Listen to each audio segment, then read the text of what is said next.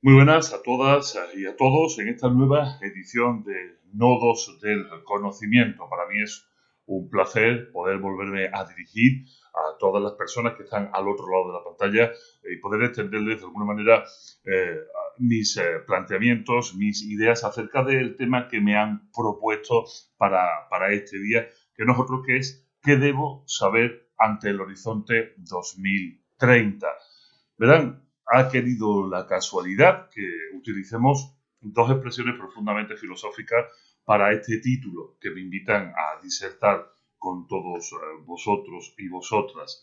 Las dos preguntas fundamentales de la filosofía son tres, y hablamos de la filosofía kantiana, nos vamos a quedar con dos de estas preguntas fundamentales de la filosofía kantiana, es ¿qué puedo saber y qué debo hacer? ¿Qué puedo saber y qué debo hacer? En este caso, la pregunta es ¿qué debo saber ante el horizonte 2030? Casi por arte de magia o por un conocimiento bien aplicado, alguien ha querido fundir estas dos interrogaciones kantianas tan necesarias en una sola interrogación que nos invita a mirar hacia el futuro, hacia el año 2030.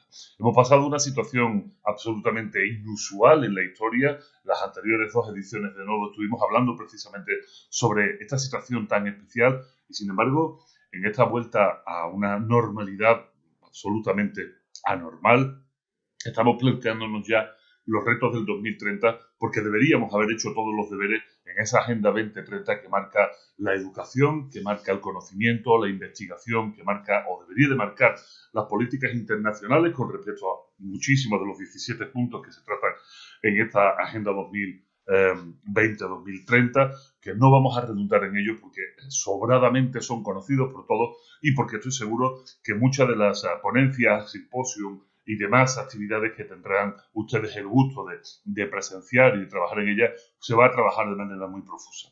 ¿Qué significa entonces esto del qué puedo saber? El que puedo saber es la gran pregunta que vertebra uno de los textos fundamentales de la Ilustración, que no es otro que la crítica de la razón pura de Kant. ¿Qué puedo saber? Entra dentro de las posibilidades del conocimiento del sujeto. Yo, como sujeto, ¿qué tipo de sujeto soy? ¿Qué tipo de ser soy? Y aparte de eso, ¿qué capacidad tengo de aprender del mundo? ¿Cómo se me presenta la realidad? ¿Puedo anticiparme a ella? ¿Me sirve de algo lo que ya conozco de la propia realidad? ¿Puedo ver hacia el futuro en este marco de la crítica de la razón pura de Kant, en el que, por supuesto, aliviense, porque no voy a entrar en profundidad, es cuando aparecen fundamentalmente las estructuras que nos permitirán desde la Ilustración afrontar todas nuestras doctrinas o todos nuestros ámbitos, mejor que doctrina, todos nuestros ámbitos de conocimiento nos permitirán afrontarlo de una manera mucho más cabal, mucho más moderna. Serán los juicios sintéticos a priori los que nos permitan, como todo el mundo sabe ya, hacer un buen trazado epistemológico, lanzarnos hacia el mundo de lo aparentemente desconocido gracias a los conocimientos previos, pudiendo saber qué es lo que se nos puede venir encima. Muy práctico a la hora de trazar puentes, muy práctico a la hora de levantar aviones en el cielo para que no se caigan, pero sobre todo también muy práctico a la hora de saber hacia dónde vamos, cuál es nuestro futuro inmediato, un futuro bastante incierto, absolutamente sujeto a la contingencia, como hemos estado mal disfrutando estos últimos 2 años, 3 años, y recordarles que la contingencia, para el que no esté familiarizado con cierto árbol filosófico, y a pesar de que voy a intentar bajar mucho el balón al suelo, porque entiendo que aquí estamos profesionales de muy diversas disciplinas y que no es común a todos el ámbito de la filosofía, como no es común a todo cualquiera de los otros ámbitos de conocimiento que van a estar aquí representados durante un par de días, hablar de lo contingente es hablar de aquello que puede o no puede suceder, pero que no hay necesidad ninguna de que suceda o de que no suceda. Básicamente es aquella máxima filosófica que va en contra del determinismo, que va en contra del creer que las cosas vienen dadas porque de alguna manera estaban predestinadas a ser así. Esto niega en muchísimos casos las posibilidades de una planeación del mundo por parte de una fuerza superior, lo que no niega la posibilidad del libre albedrío, por si hay alguien que dentro de la doctrina ya esto empieza a picarle de alguna manera, pero la contingencia es aquello que nos permite entender que puede que nos caiga un meteorito en la cabeza ahora mismo a los que estamos aquí, puede pero que no hay necesidad de que esto suceda, ni de que suceda, ni de que no suceda. Esa es nuestra realidad. Vivimos en un mundo contingente en el que las cosas pueden o no pueden suceder, pero no suele haber necesidad de que sucedan cuando son cosas muy puntuales como la situación pandémica, pero eso no quita que tengamos cierta capacidad de predicción. Capacidad de predicción es lo que a nosotros nos compete, a pesar de ser los seres humanos un sistema complejo, un sistema en el cual, aunque conozcamos las partes que lo componen, no sabemos a ciencia cierta cuál va a ser el resultado de la interacción de las partes y siempre vamos a perder información, como nos diría el buen Edgar Morin cuando nos define la complejidad. Realmente, aunque seamos un sistema complejo, sí podemos trazar algunas líneas, grosso modo, pintadas con una brocha gruesa, saber hacia dónde podemos o debemos ir y cómo debemos afrontar ciertas cosas, ¿no? Claro, este es en el ámbito del qué puedo saber. El qué puedo saber es lo que estamos haciendo aquí. Un congreso, unas jornadas internacionales de investigación profesional donde, muchísimas mentes están colaborando y participando, metiendo enormes inyecciones de conocimiento, nutriendo una red de la cual después nos nutriremos el resto viendo qué es lo que investigan nuestros compañeros y hacia dónde va el mundo. Sin embargo, la pregunta de esta charla, de esta conferencia, que es ¿qué debo saber ante el horizonte?, nos mete la palabra deber. Y la palabra deber es fundamental dentro del discurso kantiano, el discurso, nuevamente, perdónenme la petulancia, de la ilustración, que es bajo el paraguas, lo queramos o no, en el que todos nos hemos formado. Todos como investigadores, como profesores universitarios, como estudiantes, como doctorandos, como catedráticos, nos hemos desarrollado dentro de un paraguas ilustrado, algo que se trazó durante este periodo y que nosotros hemos seguido alimentando lo mejor que hemos podido. Así pues, la pregunta de qué debo saber es, como decía al principio, la conexión entre estas dos grandes preguntas del mundo kantiano, el qué puedo saber y el qué debo hacer. El qué debo hacer. Aquí, perdónenme, mi ámbito de conocimiento, como muchos de ustedes ya saben, es la ética de la comunicación, soy filósofo. Aquí es donde yo me voy a centrar en los próximos minutos. Hablar del qué debo hacer y mezclarlo con el qué debo saber es un binomio muy, muy interesante, sobre todo porque en el ámbito del conocimiento ya no hay posibilidades renacentistas. En el ámbito del conocimiento, por mucho que nos esforcemos en saber de todo, no vamos a poder lograrlo, porque, pues nuestra vida es finita, nuestras capacidades son finitas, más finitas en unos que en otros, nuestras capacidades son limitadas y realmente tenemos que vivir, tenemos que desarrollarnos en el mundo y no tenemos tiempo material para poder abarcar la gran amplitud del mundo del conocimiento. De tal manera que debemos de hacer, y perdónenme la expresión pandémica, un triaje. Debemos hacer un triaje sobre lo que está por conocer y lo que debo conocer, que es muy diferente. Hay muchísimas cosas por conocer, pero debo de conocer un ámbito mucho más limitado, que es el que me va a permitir afrontar la pregunta por el año 2030, como se indica en el título de esta charla. Así que la gran pregunta kantiana entonces que tenemos aquí es ¿qué debo hacer? Porque dentro del título de la conferencia, el deber está antes que el saber. Muy interesante. El deber está antes que el saber. El deber condiciona el conocimiento. ¿Y a qué me refiero con deber? Bueno, hay una definición de la ética kantiana que todo el mundo conoce, que es el imperativo categórico, ¿no? Esa necesidad vertical e impositiva por la cual debemos actuar de manera que nuestros actos, cuando sean juzgados en el futuro, sean tomados como aquello que se debía hacer, ¿no? El ejemplo de acción de las generaciones venideras. Esto es una hipoteca al futuro. Plantearnos realmente que lo que hoy tenemos que hacer a juicio del futuro era lo que debemos hacer, o sea, lo que tenemos que hacer en este momento, nuestra obligación para con el futuro es, no se engañen, un reto enorme, porque requiere de una conciencia plena de la situación actual, de nuestras capacidades, del ámbito de lo que debemos conocer y sobre todo hacia dónde queremos lanzarlo, hacia dónde queremos trazarlo, desde cada una de nuestras disciplinas científicas, de nuestra disciplina del conocimiento, del ámbito de la razón. ¿Esto qué significa? Bueno, pues significa que, sí, señores, estamos hablando, y señoras, estamos hablando de moral, estamos hablando de algo que normalmente suele molestar, suele generar cierta grima, suele generar una situación de cierta zozobra, porque lamentablemente el mundo de las palabras, como todo el mundo sabe, tiende a la prostitución de las mismas. Y Polibio, ya en el siglo II, después de Jesucristo, entre el siglo I y el siglo II, nos hablaba de aquella anaciclosis del poder, donde todos los sistemas políticos devenían en una corrupción, desde la monarquía devenía en una tiranía, donde la aristocracia devenía en una oligocracia y donde la democracia devenía en una oclocracia, en un gobierno de la muchedumbre.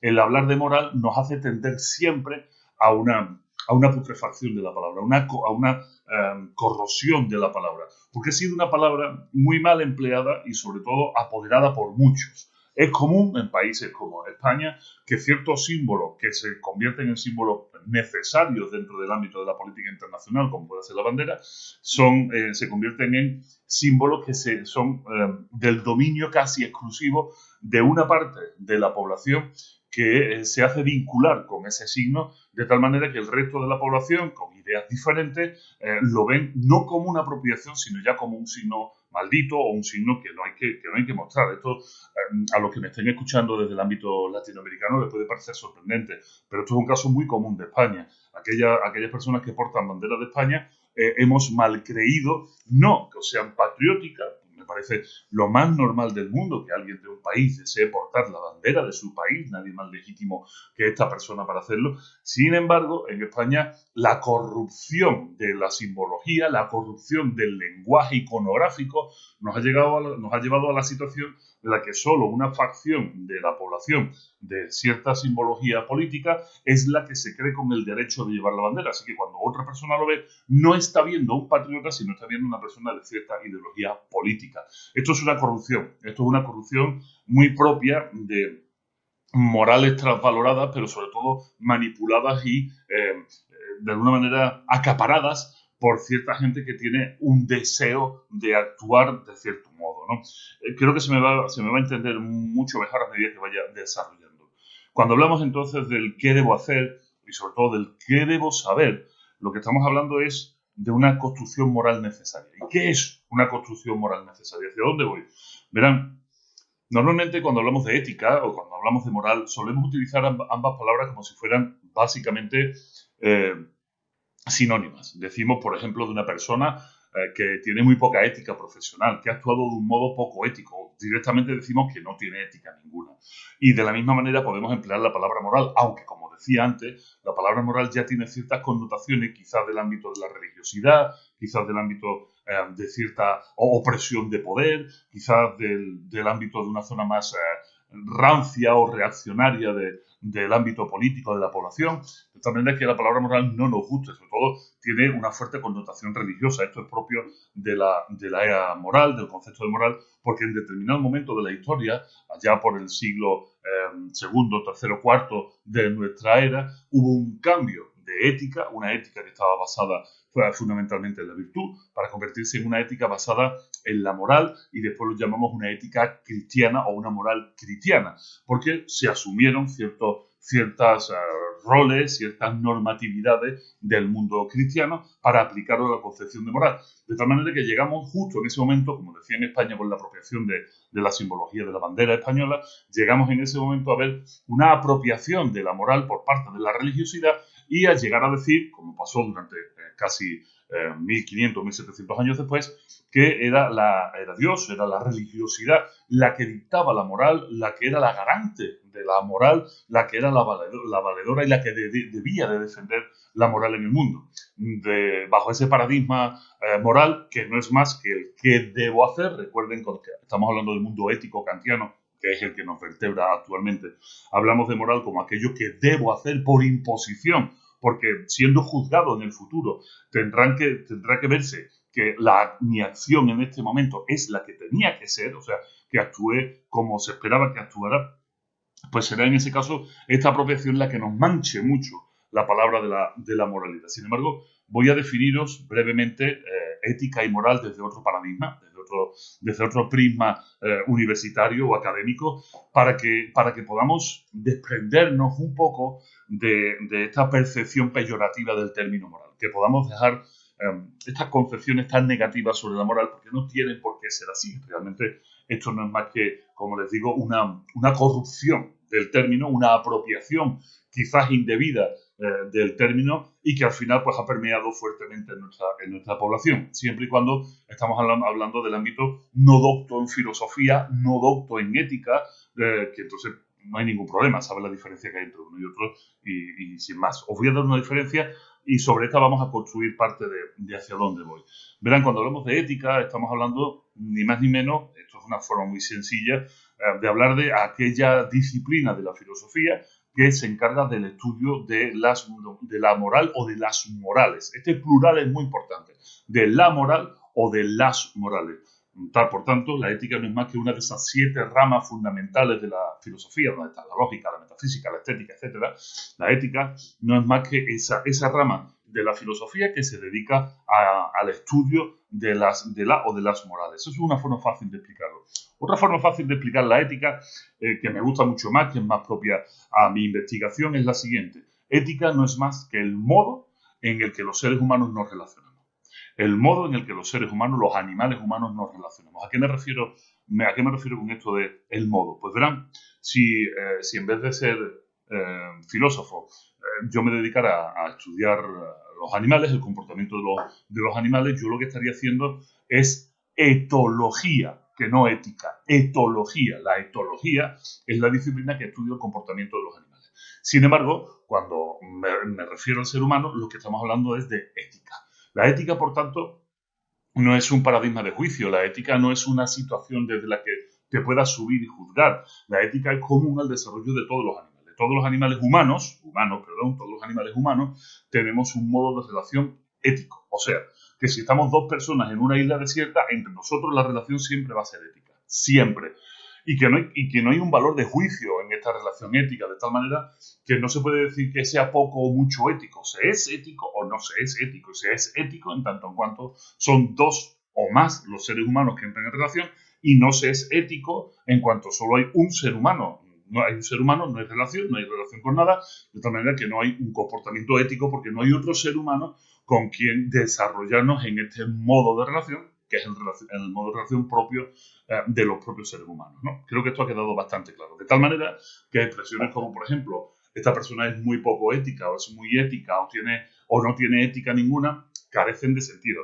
Son expresiones muy mal expresadas, muy mal diseñadas, porque en el fondo lo que habría que decir es que esta persona es una amoral o una inmoral, o que, bueno, pues utiliza la moral a su propio antojo, que básicamente es lo mismo que ser un inmoral. ¿Qué es entonces la moral? Bueno, pues si la ética, para que lo entendamos aún más fácilmente, si la ética es la relación de los animales humanos en un plano meramente horizontal, o sea, nosotros nos relacionamos los unos con los otros de una manera horizontal. ¿Horizontal por qué? Pues porque no hay juicio. No hay juicio, no podemos decir esto está bien, esto está mal. La relación es la que es. Pues ¿cómo la podemos juzgar la relación? Bueno, pues la relación la juzgamos desde el plano de la verticalidad. Y ahí es donde aparece la moral o, como os decía antes, las morales. Esto es muy interesante y es muy importante tenerlo en cuenta porque nos va a ahorrar muchísimo trabajo. Nos va a ahorrar muchísimo trabajo, muchísimas explicaciones en el resto de nuestro trasiego por esto de la moral, las morales y la ética.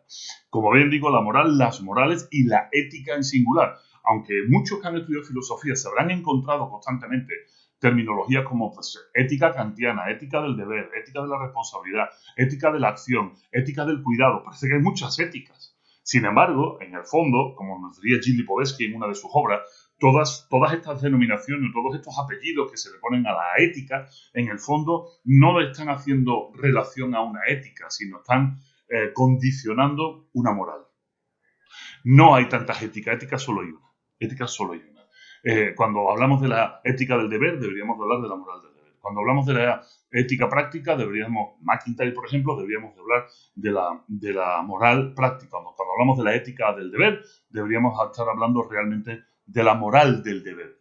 ¿A qué me refiero entonces con esto? Bueno, pues porque la moral es vertical. La moral es una construcción de la cultura humana, muy importante, mientras que la ética se da per se, en tanto en cuanto somos seres humanos, nacemos como ellos, nos desarrollamos como ser humano, pues la ética va de suyo. No hay forma de negar la relación ética entre los seres humanos, ni de impedirla. La única forma de impedir una relación ética entre los seres humanos sería pues agarrar a un ser humano y dejarlo en una isla, y aún así, en la acción de agarrar a un ser humano y dejarlo en una isla desierta, ya hay una relación ética que tiene una serie de consecuencias, ¿no? Ese ser humano no va a poder relacionarse éticamente con nadie, pero ha habido una negación de la libertad de este ser humano, o sea, tenemos aquí una relación de un grupo o de un individuo contra otro individuo, y esto siempre va a determinar la vida de este que se ha quedado solo, ¿no? Esto es muy interesante, sobre todo para las personas que están privadas de juicio. Hay unos trabajos fantásticos del colectivo, del proyecto Boecio, que se hace desde la Facultad de Filosofía de la Universidad de Sevilla por el doctor José Barrientos Rastrojo, que trabaja mucho este tipo de significaciones, ¿no? ¿Qué es entonces la moral? La moral, como os decía, es una construcción vertical, es una construcción de nuestra cultura y que se da de una manera casual. ¿Casual en qué sentido me refiero a casual? No que es una casualidad, sino que tiene una serie de causas que la llevan a construirla de determinada manera. Por ejemplo, cada pueblo tiene una historia particular. Esta historia particular empieza a modificar la construcción moral de este mismo pueblo. De la misma manera que cada pueblo, derivado de esta historia y de los encuentros con otras civilizaciones, su propia trayectoria, su propio devenir, también tiene una serie de costumbres y tradiciones propias, que son propias solo a estas culturas, y su moral está siendo modificada constantemente por estas tradiciones, por estas costumbres. Pero es que además también la espacialidad geográfica también determina la construcción moral de una civilización o de una cultura. No es lo mismo una cultura que se desarrolle en el Polo Norte, como podría ser el caso de los inuit, o una cultura que se desarrolle en la cuenca del Mediterráneo, o una cultura que se desarrolle en la cordillera de los Andes. No tiene nada que ver. El espacio condiciona mucho la construcción moral. Si alguien duda de lo que estoy hablando, bueno, piensen, por ejemplo, como los inuit, los esquimales, ¿no? Y ellos les gustan de que les llamen inuit a sí mismos. Uno de los gestos más importantes que tienen dentro de su cultura es la prestación del calor, ¿no? O sea, el calor, ya que viven en un ambiente cada vez menos frío, pero bueno, históricamente uno de los más extremos del mundo, junto con las temperaturas de los desiertos, que también son extremísimas y que también tienen sus propios pobladores, los inuit comparten el calor, ¿no? Para ellos, el ofrecer un regalo sexual de una mujer a un desconocido, pero un desconocido que es bien atendido por el núcleo familiar, y ofrecer esa sexualidad, ese encuentro sexual, no está cargado del significante de otras culturas y de otras relaciones.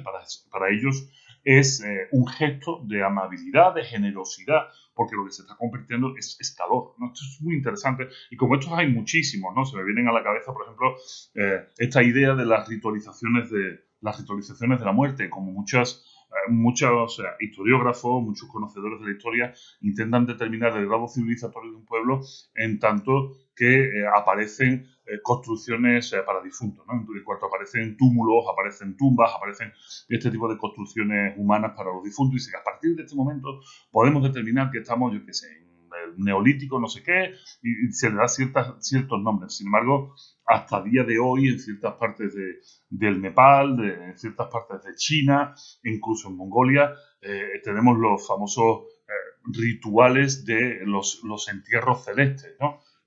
Los entierros celestes, para nuestra moral, de lo que todos compartimos ahora y ya vamos entendiendo hacia dónde voy, nuestra moral, que es de corte judío-cristiano, ¿no?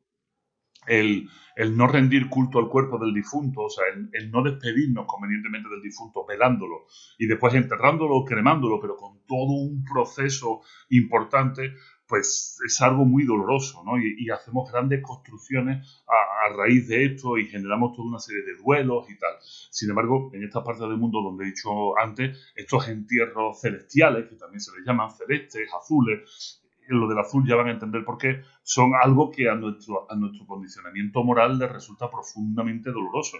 Cuando muere alguien en estas latitudes, son sitios muy fríos, y además desde su conciencia religiosa, lo que hacen es llevar al difunto a una zona alta destinada para eso en las montañas, donde el difunto es descuartizado y es ofrendado a las aves de carroña. Las aves de carroña bajan, se lo comen, y cuando quedan los huesos mondos, el familiar, porque esto lo suele hacer un familiar, parte los huesos de su difunto, de su ser querido, que él ya entiende solo como una cáscara vacía porque no reside en esa cáscara su espíritu, ni su identidad, ni su ser.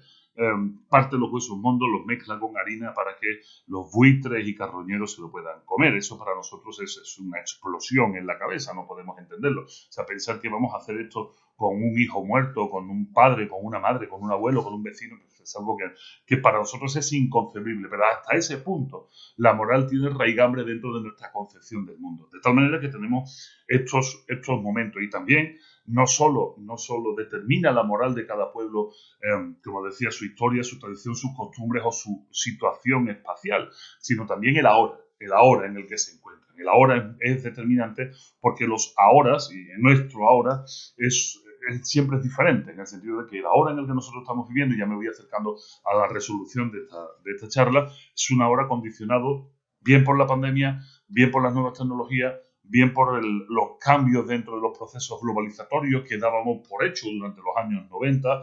Recuerdo algún libro de La Vía de Edgar Morin que nos habla también de este proceso de globalización, donde hablaba de lo irracional que llegaba a ser que un pantalón de mezclilla, un pantalón vaquero, recorriera 20.000 kilómetros, ¿no? Para que se pudiera vender, ¿no? Desde que se recolecta el algodón en una parte del mundo, donde ese algodón se lleva a otra parte del mundo para fabricar el tejido, donde el tejido se lleva a otra parte del mundo para maquilar o manufacturar el pantalón, y después ese mismo pantalón acaba en un centro de distribución, y de ese centro de distribución se distribuye a todo el mundo, ¿no?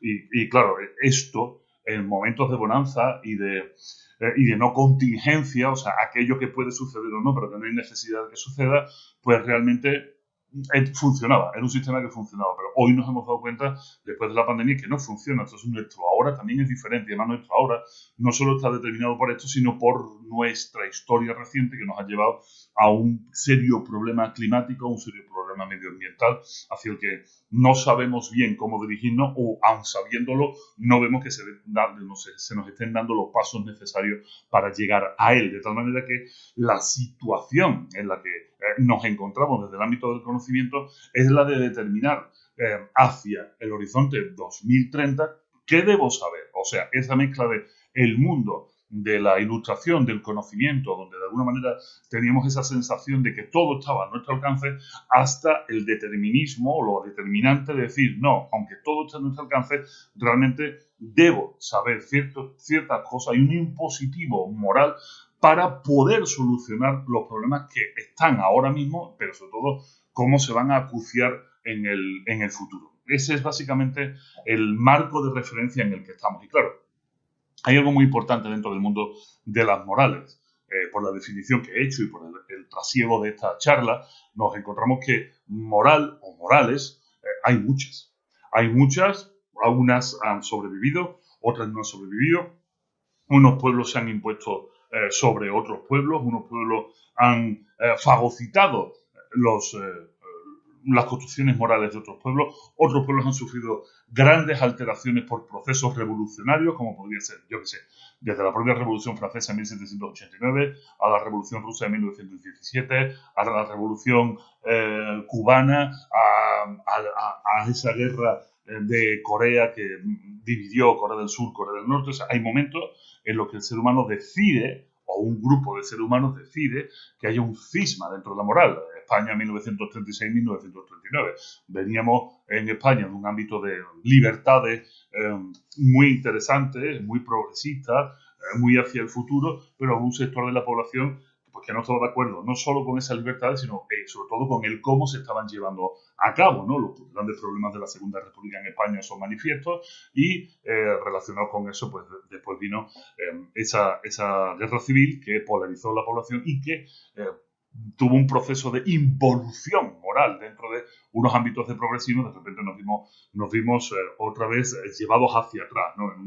En una república que abogaba por el amor, no el amor libre, pero sí la unión libre de parejas, el aborto, una serie de garantías y de derechos que entraban dentro del ámbito de lo moral hacia lo político, hacia el mundo del desarrollo político. De repente nos vimos echados hacia atrás. Hoy en día, para ir afinando aún más esta charla y que nos demos cuenta de que realmente qué es eso que debemos saber, hoy en día nos damos cuenta de que tenemos una grandísima capacidad de sesgar los conocimientos. Nos hemos descubierto a nosotros mismos intentando y peleando contra las fake news. Nos hemos descubierto a nosotros mismos luchando contra grandes movimientos populistas en el mundo. Nos damos cuenta y nos sorprendemos como una enorme parte de la población ha cambiado por completo sus hábitos de conducta, sus hábitos, sus posibilidades de conocimiento, sus relaciones humanas. Y si hay algo que también nos hemos dado cuenta es que muchas de esas cosas lo que nos están trayendo es una enorme cantidad de desasosiego, de ansiedad, de depresión, de inconformidad. La inconformidad en los seres humanos, cuando no somos capaces de canalizarlo hacia el ámbito de la razón, hacia el ámbito del entendimiento que permite el cambio individual, pero sobre todo el cambio colectivo, esa insatisfacción suele ser siempre carne de presa fácil para oportunistas, ¿no? Ya nos hemos dado cuenta como en muchísimos países del mundo los movimientos populistas, sea del color que sea, dentro del espectro político de izquierdas a derecha, como entendemos de manera coloquial, como estos movimientos populistas se están haciendo con el poder en muchísimos países o están debilitando las capacidades y las calidades democráticas de otros muchos, y como al calor de esos movimientos populistas también hay oportunistas que serían de grados intermedios que aprovechan esos populismos pues, para arrimar agua a su molino. Y nos damos cuenta de que hay un gran desapego social con respecto al mundo de la política, de la acción social, y que el individualismo se ha convertido en el gran paradigma del siglo XXI. A finales, ya no, por no repetirme con otras conferencias anteriores, pero a finales de la Segunda Guerra Mundial, durante esos años 50 y 60, tuvimos el gran auge del individualismo filosófico. El gran auge del individualismo filosófico que estaba mucho más apegado a un individualismo neoliberal que a una realidad filosófica. Autoras como Ayn Rand, aparte de su magnífica pluma y sus historias maravillosas como en El Manantial, abogaban fundamentalmente por una concepción del hombre como un ser egoísta, como alguien que iba a luchar siempre por sí mismo, y sobre esa concepción del egoísmo construimos una sociedad de la competición los unos contra los otros. Diluimos, a partir de la caída del muro de Berlín en el año 1989, diluimos la capacidad de equilibrio del mundo entre un mundo capitalista y un mundo comunista. Este equilibrio, que tenía atenazado a gran parte del mundo comunista, como descubrimos después, y viviendo unas situaciones bastante incómodas, aunque con los años gran parte de estos movimientos, de estos países añoraran la estabilidad socialista. Esto también es muy curioso, ¿no? Pero bueno, esto es digno de otra conferencia. Digo gran parte, y de la misma manera hay otra parte que lo odia profundamente y que no quiere saber nada de esto, que nadie quiera ver en estas palabras algún tipo de panegírico con respecto al mundo socialista, que no es el caso. Pero como decía, desde la caída del muro de Berlín en el año 1989, desde esta ruptura de un equilibrio socioeconómico mundial en el cual el capitalismo ya podía campar a sus anchas, el capitalismo se dio cuenta que había que refundir la moral. Esto es muy importante, refundir la moral. ¿A qué me refiero con refundir la moral? Bueno, pues el amigo Nietzsche ya se dio cuenta que dentro de las morales existen una serie de factores que no he comentado hasta ahora, por lo que quería dejar hasta ese momento, que son determinantes, y es a lo que llamamos valores.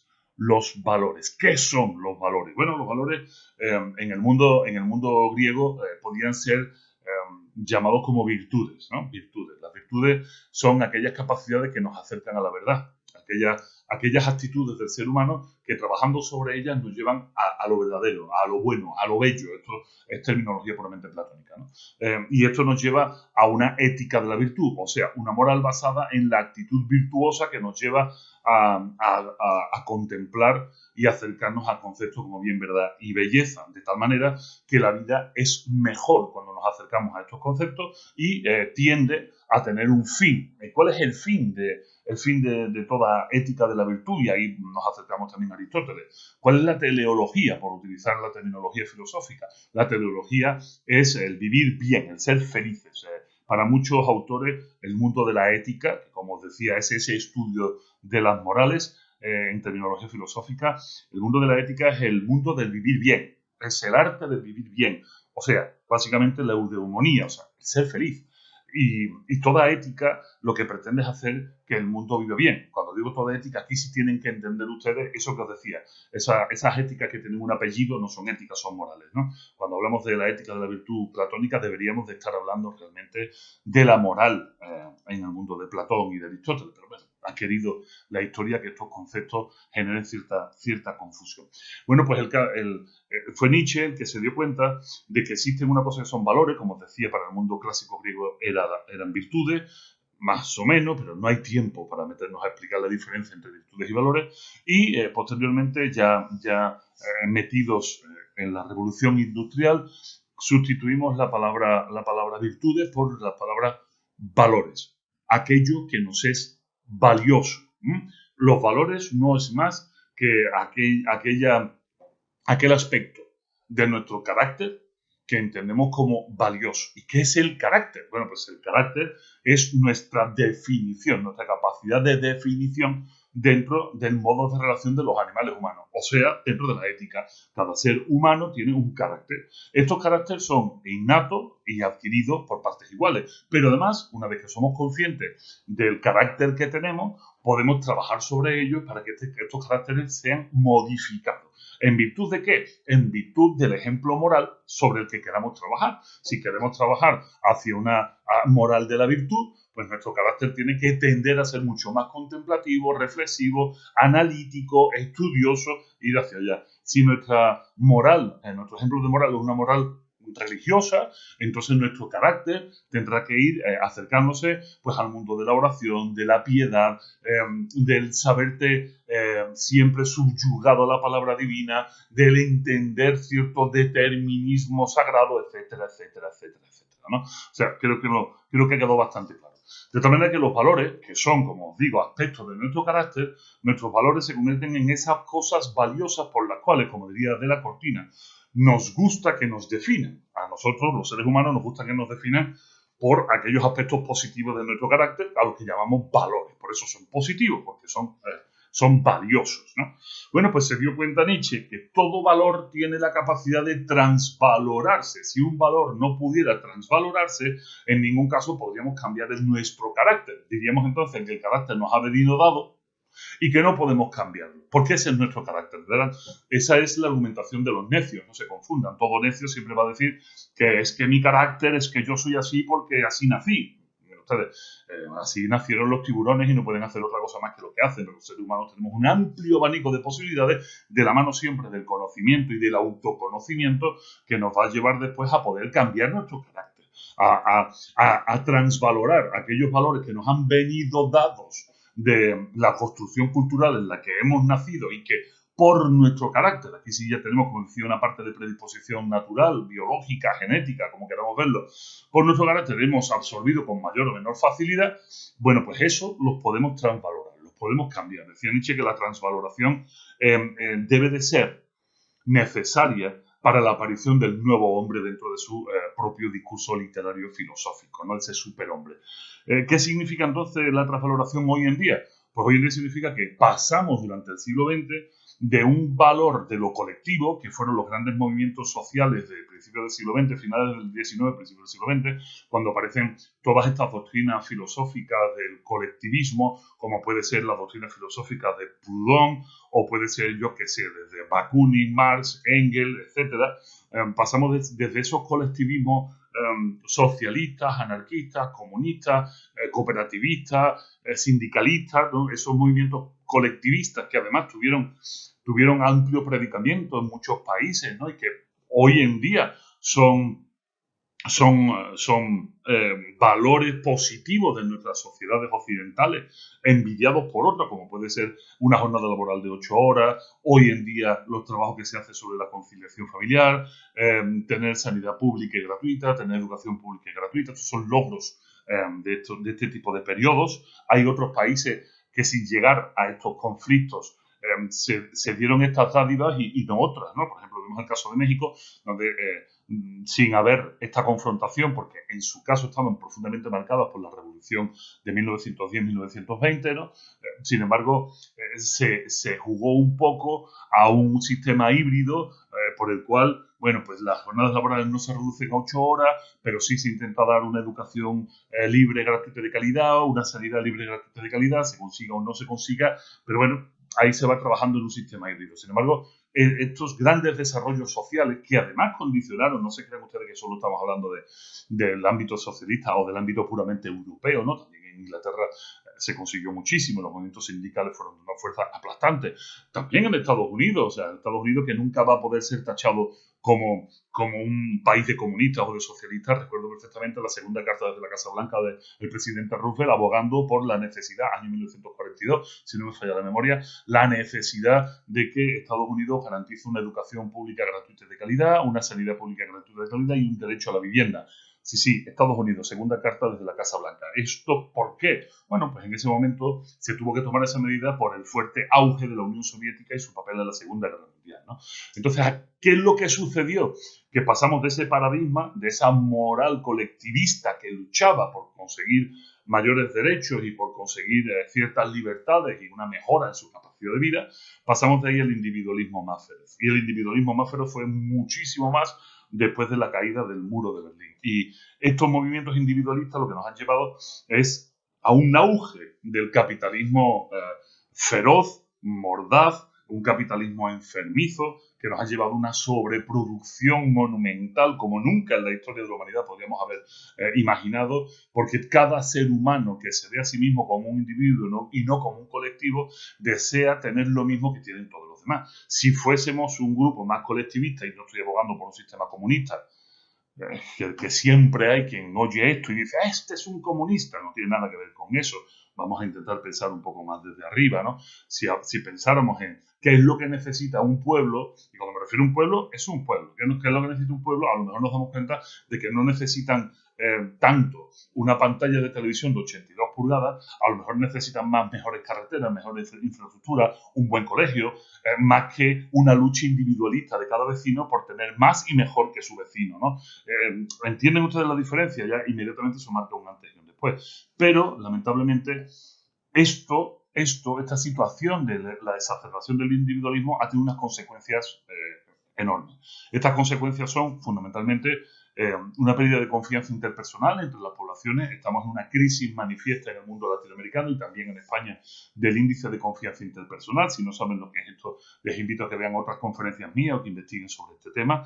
Y en la pérdida de confianza interpersonal lleva de manera inherente la pérdida de la responsabilidad social. ¿Por qué? Porque si confiar es saber que el otro hará lo que se espera que haga, repito, si confiar es saber que el otro hará lo que se espera que haga, si nos ponemos en el lugar del otro, sentimos que la confianza depositada en nosotros nos obliga, o sea, es un deber impositivo, moral, nos obliga a hacer lo que los demás esperan que nosotros hagamos. De tal manera que esa es la definición de responsabilidad. Responsable es aquel que hace lo que los demás esperan que haga dentro de los parámetros marcados por una construcción moral. ¿Lo entendemos? Creo que es sencillo entenderlo, creo que el recorrido se ha hecho bastante claro y nos lanza hacia el año 2023. ¿Qué queremos en el año 2023? Aparte de intentar solucionar de alguna manera ese papel mojado que firmamos más de 150 países en el verano del año 2015, cuando se aprobó la Agenda 2030 allí en las Naciones Unidas. Lo que queremos es sobrevivir, básicamente. La única forma de sobrevivir, pues es, aunque la gente no se dé cuenta, pero lo que nos dedicamos al ámbito de educación lo sabemos, es trabajando juntos. La única forma de sobrevivir, lo que debemos saber, es que para salir de este agujero al que vamos metiéndonos cada vez más y con mayor fuerza y en mayor profundidad, lo que debemos hacer para sobrevivir es trabajar juntos. Entender cuáles son los puntos de ataque y empezar a trabajar juntos. Desde el ámbito político, no me cabe duda, desde el ámbito social, no me cabe duda, pero también desde el ámbito de investigación y el ámbito académico. Es muy importante que nos demos cuenta, como profesionales de la educación, que lo que está en nuestra, de la investigación y del desarrollo de tecnologías y muchísimas cosas, lo que está en nuestra mano es empezar a trabajar juntos para solucionar estos problemas. Y si parte de la solución de estos problemas es concienciar a la población o hacer presión sobre el mundo de la política o en el trabajo en el trabajo de nuestras asesorías, trabajar en el ámbito de la política para cambiar el mundo, debemos hacerlo. Y ahí sí vuelvo a utilizar el término kantiano, el deber. ¿Qué es lo que debemos saber ante el horizonte 2020-2030, ¿no? Ante el horizonte 2030. Lo que debemos saber es que solo está en nuestras manos el poder revertir todo este proceso. Está en nosotros el poder cambiar el paradigma del individualismo a un colectivismo ilustrado que nos permita cambiar la realidad del mundo desde la academia, desde la jaula, desde la sociedad, desde el mundo en el que tenemos acción como personajes y dentro de nuestros sistemas complejos. ¿Es difícil? No, es dificilísimo. ¿Lo vamos a lograr? No tengo ni la menor idea. Tengo cierta esperanza en que así sea, en que lo logremos. Pero bueno, este es el trabajo, este es el panorama, este es de dónde venimos, esto es qué puedo saber y sobre todo qué me cabe esperar. Muchísimas gracias.